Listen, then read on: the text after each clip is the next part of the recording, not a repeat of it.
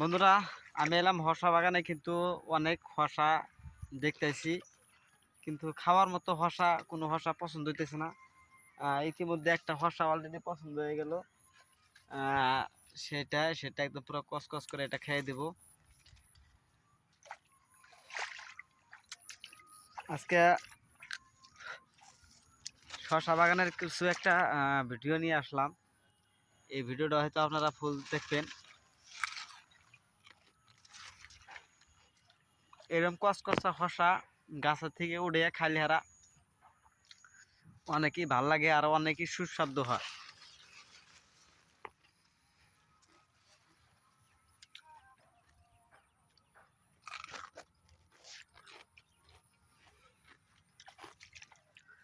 আপনারা ভাইবেন না যে আমি এবার শসা চুরি করবার আছি। এটা টালটা ধরেন, এটা আমার মামা ঘরের টাল।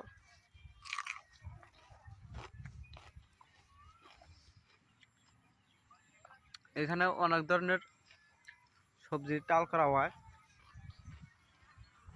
অনেক আছে টাল এখানে, অনেক।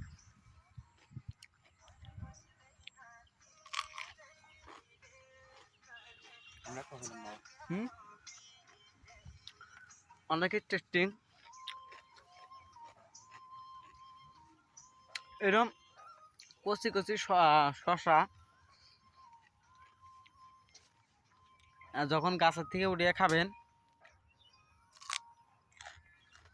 অনেকই টেস্ট লাগে।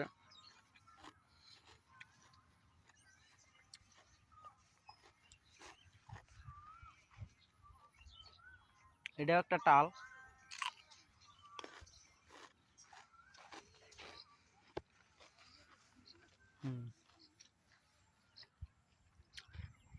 এদিকেও আছে। এটা হলো তিতা করলা।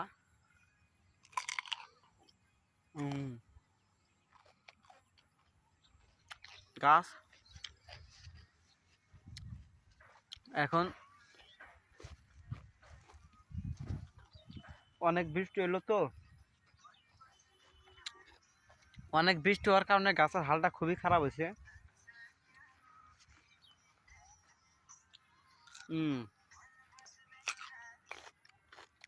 অলরেডি আর একটা শশা দেখছি, ওই কিন্তু শশা খাবার নিয়ে পুরো ঘুরতেছে,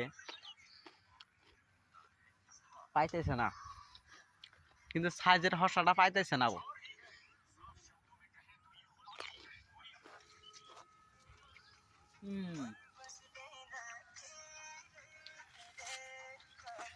এই যে একটা সাইজের শশা, এই জন্য শশা খাইতে অনেক অনেক টেস্ট লাগে।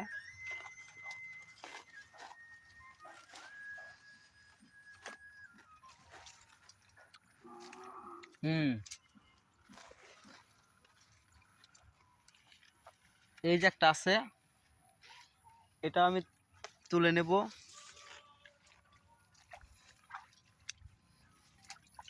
এইদিকে আর নাই। ভাবছিলাম যে এই ধরনের কচি কচি শসা আজকে যতটি পাবো আজকে আজকে ততটি তুলে নেব, কিন্তু পাইলাম না। অলরেডি 3টা উঠছিলাম।